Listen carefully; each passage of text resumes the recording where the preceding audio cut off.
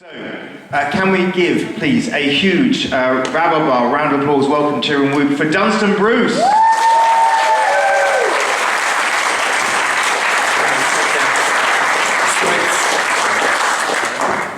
That moves it on. That moves it on. That's Okay.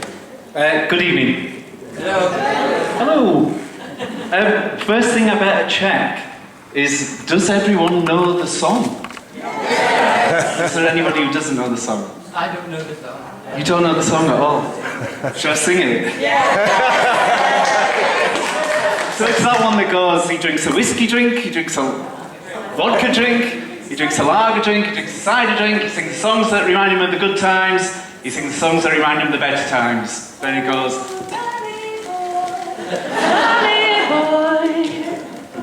and then it goes, I get knocked down. That's the shouty bit. Anyway, that's the song. Okay, so we all know what the song is.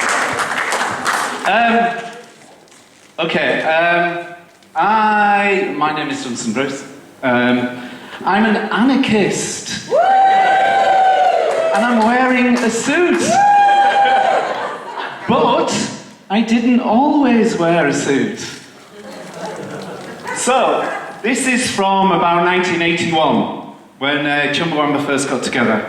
So this just gives you some context to what happened to us when we had a hit single, because our history was all to do with living together. We moved into this house in Armley in West Leeds that we squatted. It was a huge house. It was the house that was previously owned by the wealthiest people in Armley, which, as none of you are from that area, you won't realise how ironic that is to describe anybody in Armley as wealthy, because it's an impoverished area. But yeah, so we all lived together in this huge house, and we formed a band which we called Chumbawamba, because we wanted a name for the band that wasn't like, at the time we were involved in this anarcho-punk movement, and a lot of the bands were called stuff like Icons of Filth, or Conflict, or, Fuck the State, or whatever. And we didn't want a name like that. You know, we wanted something completely that was timeless, so we stupidly chose this word, Chumbawamba, that we just made up. It doesn't actually mean anything at all. Anyway, there we are, on stage, looking incredibly earnest about what we were doing, because we were a politically motivated band. We were expressing our politics through our music. This is some, down there, ahead of the times there with his Boycott BP t-shirt. Lou's is Our Bodies Are, what is it? Something about weapons are our bodies, pacifism doesn't mean eating shit. And mine says, a brick in the wall or in the window. That's me up there. And then a banner there that's all lies shit about TV. So there you go. That gives you an idea of the sort of thing we were doing in the early 80s. But then, as time progressed, we sort of started having a bit more fun with it, with the idea of being a political band. We tried to be more outward-looking in what we were saying, expressing our politics. This is Alice dressed as a nun, Danbert dressed as Elvis. We started to use theatre in what we did. Here's Alice dressed as a nun playing a trumpet, as nuns do, I presume, I don't know. Anyway, so that was the sort of thing that we were doing in the early 80s. When we released our first single, which was called Revolution, what happened was that we got heavily criticised for actually releasing a vinyl record, because it hadn't come out just on cassette, and it wasn't, it was £1.20. So that was deemed really extortionate at the time. We had people who came along to our gigs who burned the record on stage as an act of protest. We got sent a dead sparrow in the post as a symbol of a selling act that we'd sold out. So little did those people know what was coming in the years to follow, obviously. So we carried on as a band. We released a lot of albums. This is all the albums we released before Tubthumping, which had the Tubthumping single on it. So this is just to illustrate that we that we'd been going for a very long time before we had that hit single. So we've been going for 15 years. All these different albums we put out over the years. We were existing quite nicely as a sort of a collective. We were making a living from doing the band. It was all very nice. But the music press really didn't like us. Nobody liked us. We had a lot of people who really hated us.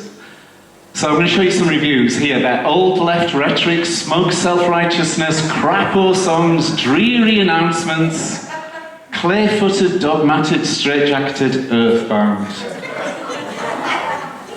We tried, this is an interview, this is James Dean Bradfield and Richie Edwards from Manic Street Preachers doing single reviews in possibly Sounds, maybe? So this is them having a conversation about a single that we'd done called I Never Gave Up. We tried really hard to like Chumbawamba in the doldrums of '84, couldn't do it. It's just crap. Melody Maker? Dour to fun, what's that? Dressing up as nuns and game show hosts isn't funny, just desperate.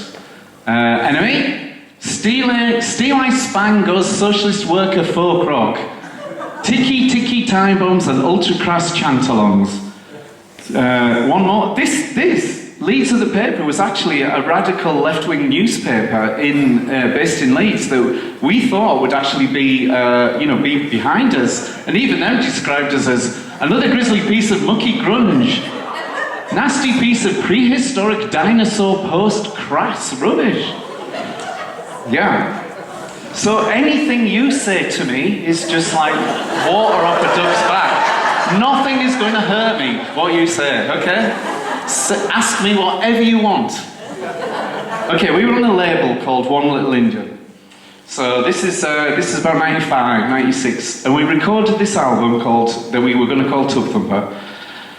We took it, we finished it, we used to produce our own records, and we took it to One Little Indian, and they said, no, it's no good. We don't like it. We really don't like it. You're either going to have to go away and re-record it, or we'll get some famous producers in to produce it for you. We were so outraged that we were like, right, that's it. We're going, we're off. We're going to leave the label. We don't want anything to do with you. So we left. So we had this album that we'd finished, but we had no one to put it out. So we got, we had this couple, Doug Smith and Eve Carr, who actually, weirdly enough, they live in. They're in Spain at the moment. Oh yeah, they made so much money off us that they bought a house in Spain. They've got a house in Hastings as well, as it happens. They should have been here tonight. Anyway, they took us on. They managed it. They took us on, and they started touting the album around. And so what happened was that they got somebody interested in us in the song. And it was this man. Yep.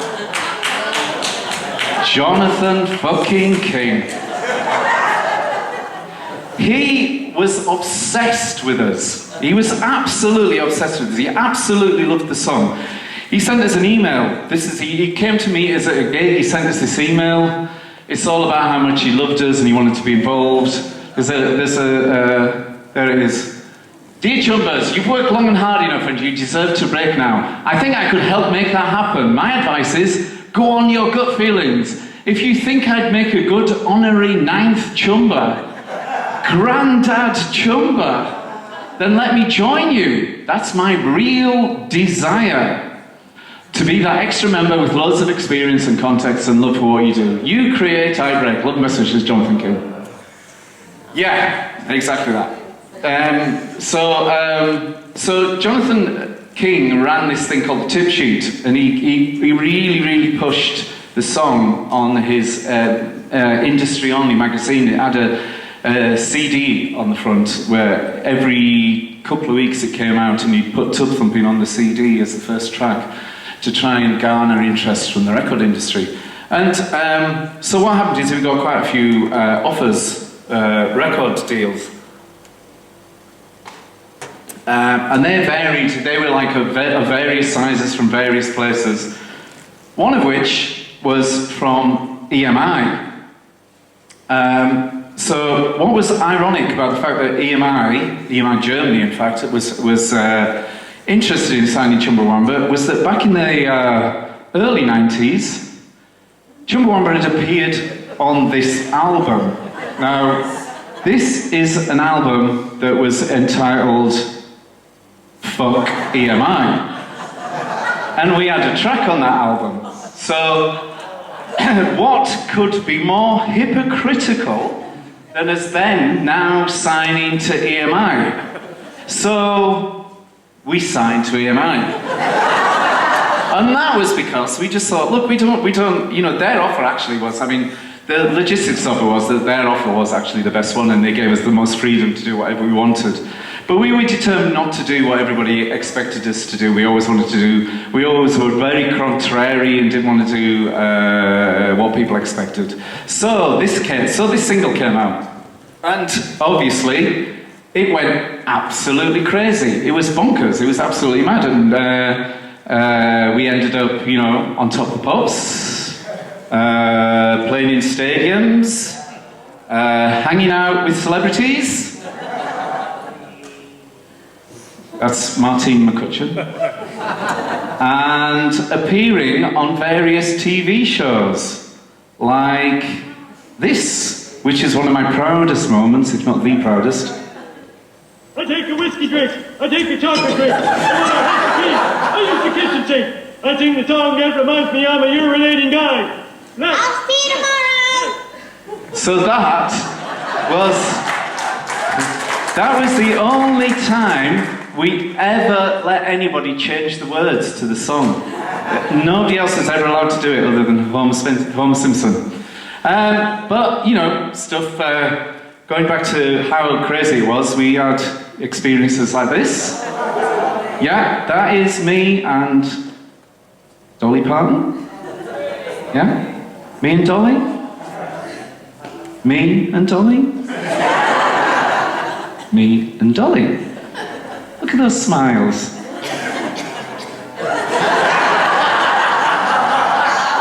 Yeah? Yeah. Again? There you go. Anyway, so there was all stuff like that going on. It was crazy. This is us in Japan. EMI in Japan made us all these. This was the character who was on the actual record cover. EMI Japan made us these plastic heads. You can sort of see on here that was the actual album cover, and they've made those heads for us. EMI Japan were really good, actually. They did all sorts of things. They made us this gorgeous cake. Well, they didn't, obviously, but they got it made for us. Anyway, it was all completely crazy. Here we are with Jeremy Paxman interviewing us for, is it the Times or the Telegraph? The Telegraph, yeah. Ironically, my mum's favourite paper.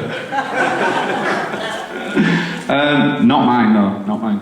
Anyway, so we were number 2 for weeks upon weeks upon weeks, and you know, the song was absolutely everywhere. You couldn't get away from it. But we never actually got to number 1 because of this woman. So, what happened is Di died. And so the week that we were going to get to number 1, you used to get this thing called midweek chart positions, and we'd been number 2 for about 3 weeks, and Men in Black was number 1. And on this 1 week, we were outselling Men in Black, and we were going to be number 1. And then Di died, and then they took the song off all radio, TV, you couldn't hear it anywhere anymore, so we never actually made it to number 1, which as an anti-monarchist was ironic once again. Anyway, we had all sorts of stuff going on. I don't know whether I've got time to go through all this. I'm already 30 minutes in, I've only got 2 minutes left. This is all the thing, these are the sort of things that would happen, stuff about people making up stories about us. I like this last one, actually. They shop together at their local Tesco. I was thinking about that whilst I was in Waitrose today. That's not even a lie. That's the house we used to live in. That's a big old squat in Leeds. I'm whizzing through a bit. Anyway, and then it's sort of like, this is us at the Brits. So this is what Chumbawamba are more or less famous for, is performing at the Brits in 1998, when John Prescott was very angry about the fact that we chucked a bucket of water, or a couple of buckets of water over him. And that was in the headlines of every single paper. There we go. The wet, wet, wet wing of the Labour Party. I really like this one. Mother says anarchist has explaining to do. Danbert's mum was, she was genius, she was brilliant. You chumper?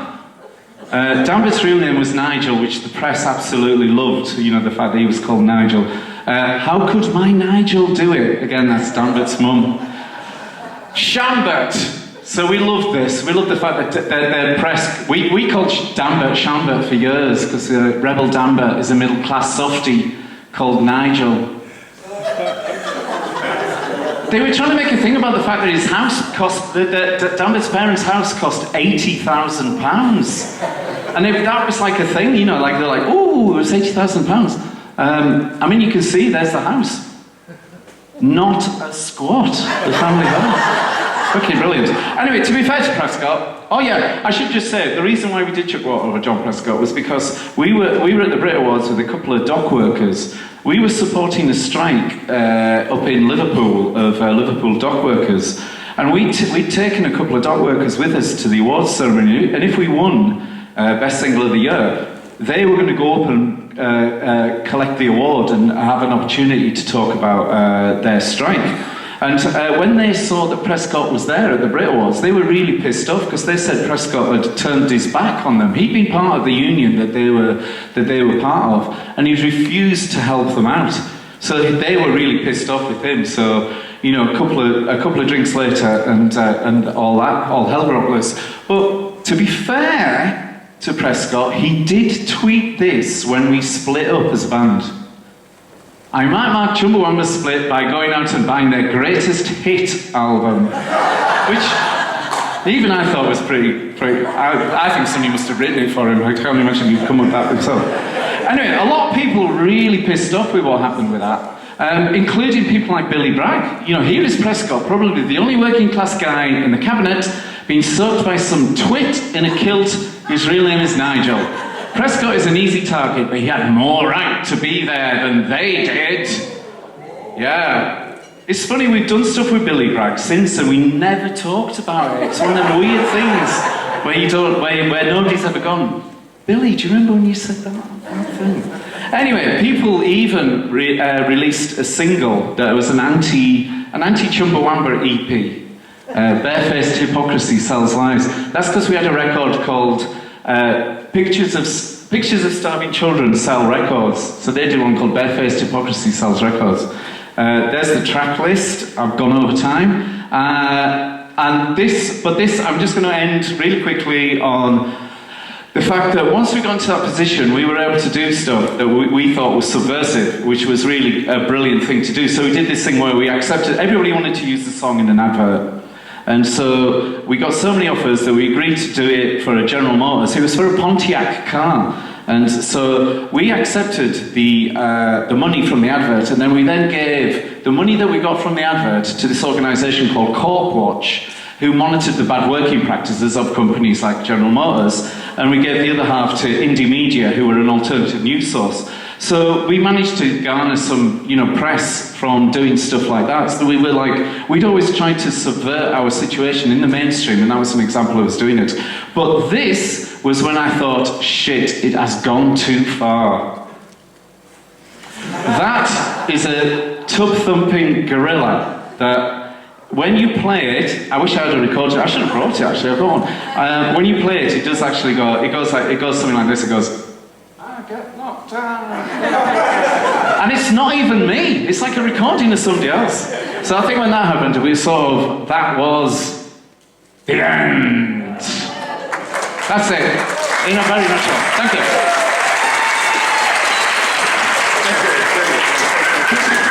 Dunstan Bruce, everybody, wasn't that? What a story! What a story!